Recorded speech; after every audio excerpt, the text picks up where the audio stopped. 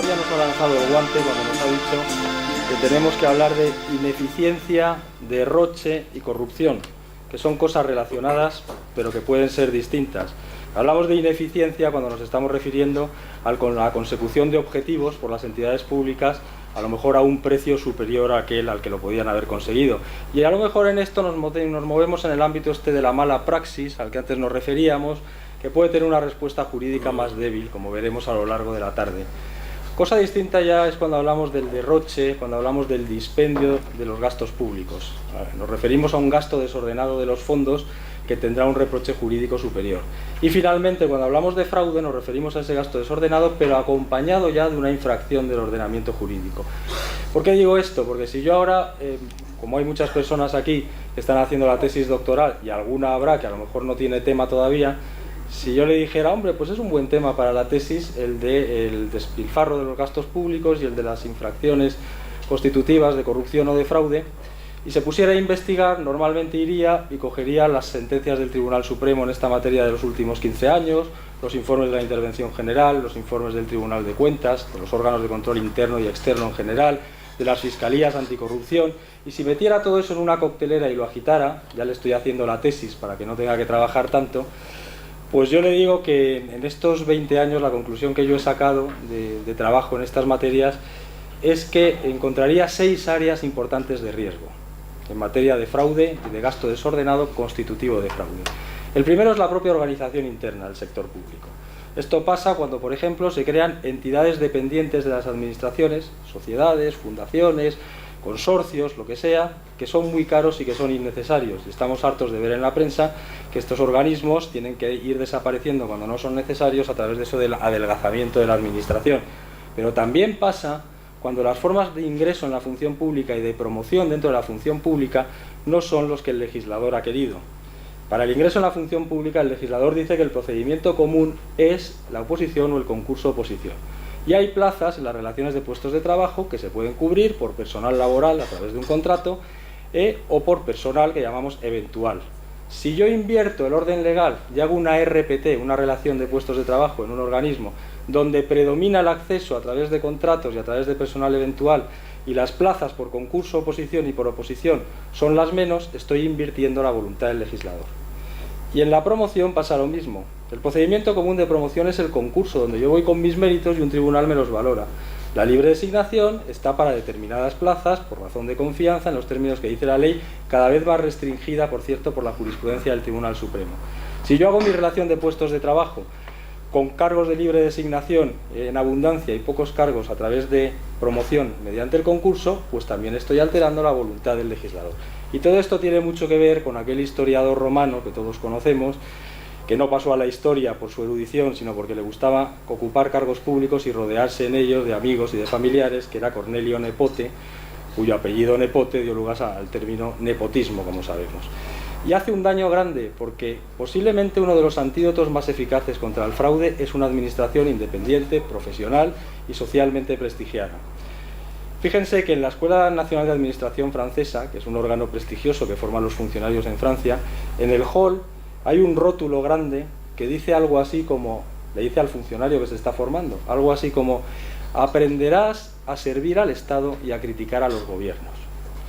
Y hay una biografía que escribe Stefan Zweig sobre Fouché, donde pone unas palabras en su boca que por lo visto están contrastadas por sus biógrafos, en las que Fouché dice algo así como: yo he sido infiel a todos los gobiernos, pero he sido leal a Francia. Entonces hay una idea de la despolitización de la función pública que es básica en la lucha contra el fraude. Este sería un área en el que es importante avanzar. Otro área posible de riesgo que todos conocemos, el de la contratación del sector público. Yo personalmente creo que España tiene una buena ley de contratos del sector público y un buen reglamento, y que han incorporado la mayor parte de las cautelas y prevenciones que establecían las directivas comunitarias. Sin embargo, como se mueve mucho dinero a través de la contratación, es muy fácil que el fraude se produzca dentro de este área, a través de muy diversas conductas. Por ejemplo, si yo tengo que tramitar un contrato por un procedimiento ordinario, con requisitos administrativos y presupuestarios, y lo tramito por la vía de emergencia sin esos requisitos, estoy haciendo posible una tramitación que no es la que prevé la ley y que me va a permitir un uso inadecuado de ese dinero público. Si yo adjudico ilegalmente un contrato porque tendría que adjudicarlo mediante concurrencia y publicidad, viendo ofertas y dándosela a la que la ley me dice.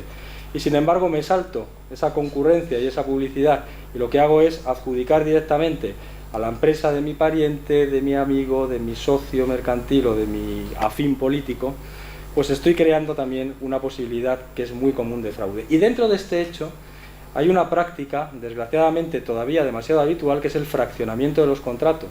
A mí me dice la ley, usted, si quiere una obra a partir de 60.000 euros, tiene que adjudicar por concurrencia y publicidad. Tiene que llamar a los postores y elegir al que, de acuerdo con la ley, sea el adecuado.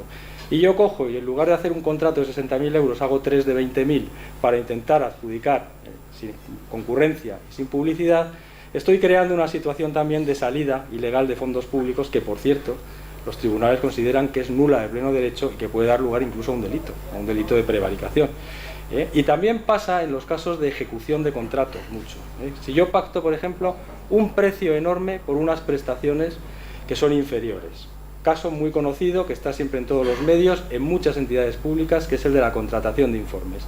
La entidad pública, un ayuntamiento que contrata informes a un gabinete jurídico o económico, o a un gabinete de arquitectos o informático, lo que sea, paga unos precios enormes y los informes pues no son gran cosa. Incluso podía haberlos hecho gratuitamente un funcionario de la propia entidad.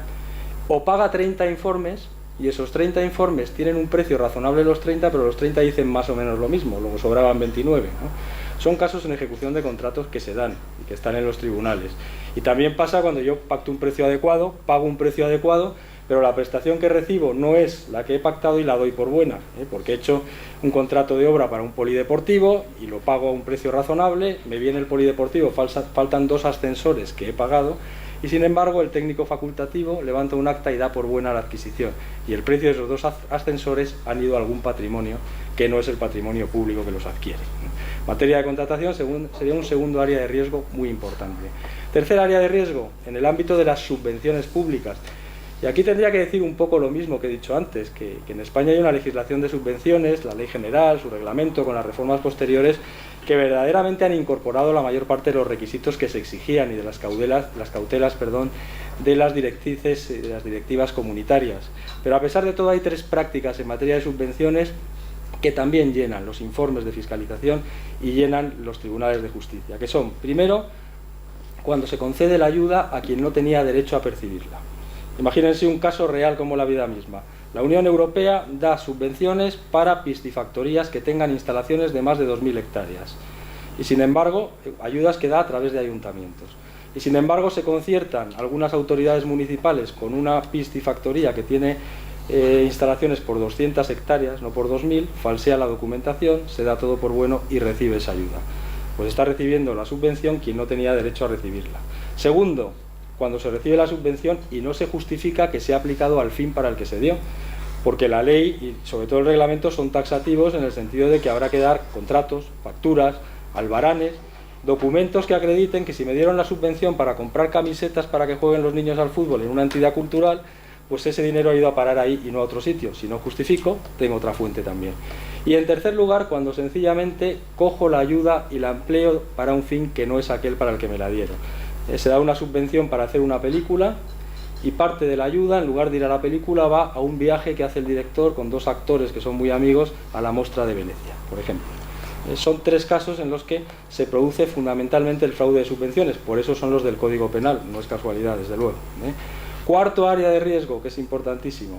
Pues el cuarto área de riesgo es ya el de los gastos de representación y protocolo. Es verdad que la legislación española, contable y presupuestaria, permite desde luego que determinadas autoridades, por razón de la relevancia institucional del cargo, cuenten con unos fondos que se pueden gastar en un determinado momento en una comida, sí, o en un traje, porque lo necesitan para su función institucional. Y es verdad que el tipo de justificación de esos gastos es más flexible que en otros gastos públicos, bastando a lo mejor la factura del restaurante o la factura del sitio donde se ha comprado esa persona el traje. Hasta ahí podemos estar de acuerdo porque la legalidad es la que es.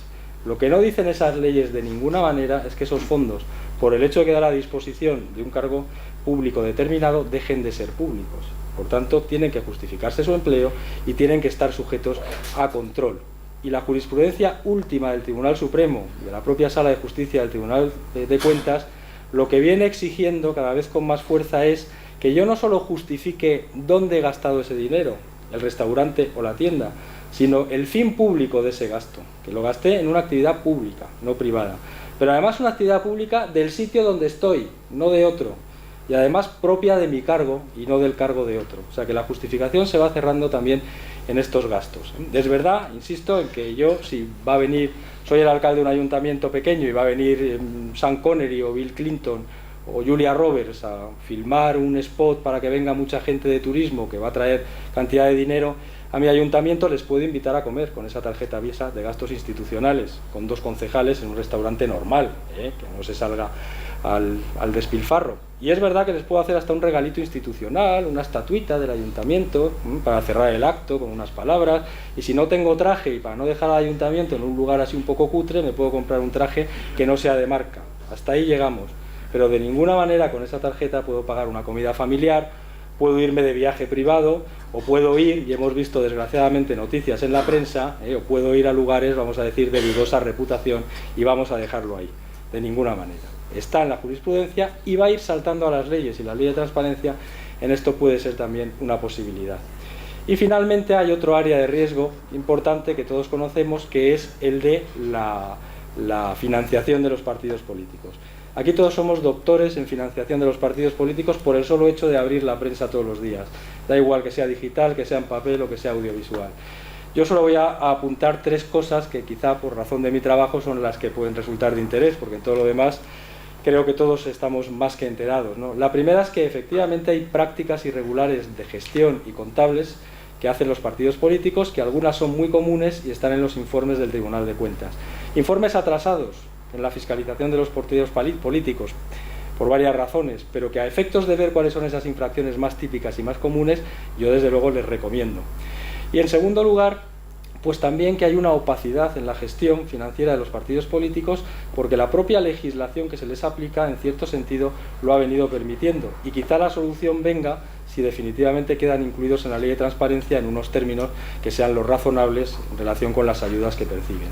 Y en tercer lugar, que es verdad que hay retrasos en las fiscalizaciones, como yo estaba diciendo, que se deben a la propia tensión política que tienen estas fiscalizaciones y también a una insuficiencia de medios, hasta insuficiencias legales para entrar en la propia documentación, mientras esta legislación no cambie. Sin embargo, a estas alturas de mi exposición, que ya voy acabando esta primera intervención, creo que todos los que me están oyendo estarán pensando, pues se le olvida el área de riesgo más importante en los últimos años, que es el urbanismo. No se me olvida, es que lo he dejado para el final precisamente para verlo con más realce, ¿no? Se ha hablado de la Organización Transparencia Internacional en las ponencias anteriores, en alguna ocasión. Bueno, pues entre los informes que tiene Transparencia Internacional hay uno que es no un informe sobre la corrupción real, sino sobre la percepción de la corrupción, cómo el ciudadano percibe la corrupción. Entonces se hacen preguntas sobre diversas áreas de gestión.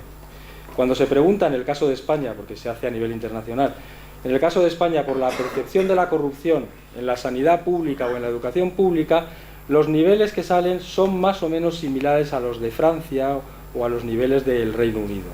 Cuando se pregunta por la contratación pública y por las subvenciones, ya los niveles de preocupación son más propios de países como Honduras o países como Perú, se dice expresamente en el informe.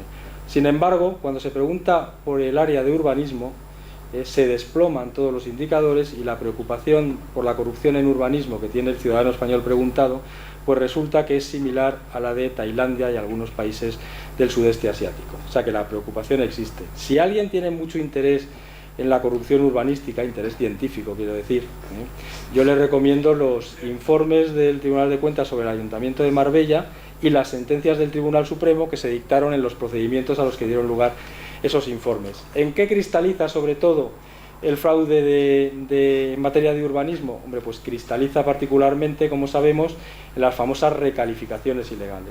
Cuando yo los terrenos que los tengo para parques, para actividades deportivas, etcétera, los convierto en terrenos edificables para apartamentos en beneficio de un promotor privado o en beneficio de una autoridad pública, pues ya tengo ahí el foco de fraude concentrado.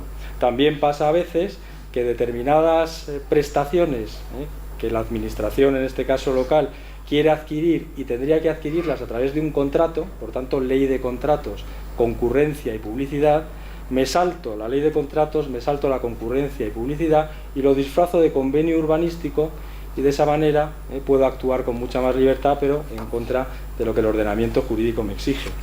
Y pasa también en la concesión ilegal de licencias, cuando se conceden ilegalmente licencias para construir, para demoler, para alterar estructuras e incluso hasta para afectar negativamente a bienes que están protegidos por razones históricas o por razones de medio ambiente. Y luego sucede también en el ámbito del urbanismo, que veréis siempre en los temas jurídicos como ordenación del territorio, una referencia a lo que antes conocíamos por urbanismo en un sentido más amplio, la mala utilización del llamado patrimonio municipal del suelo. Un tipo de terrenos, para no extendernos que no tenemos tiempo, que tiene una especial protección jurídica y respecto a los que el ayuntamiento tiene algunos límites de disposición, de utilización, etcétera. Si me salto esos límites en beneficio de un patrimonio, de una autoridad pública o de un particular o de los dos concertados, tengo también otro foco de fraude. Luego ya vendría la respuesta del ordenamiento jurídico, pero creo que tiene más lógica que lo tratemos al hilo de las siguientes preguntas que se van tocando. Muchas gracias.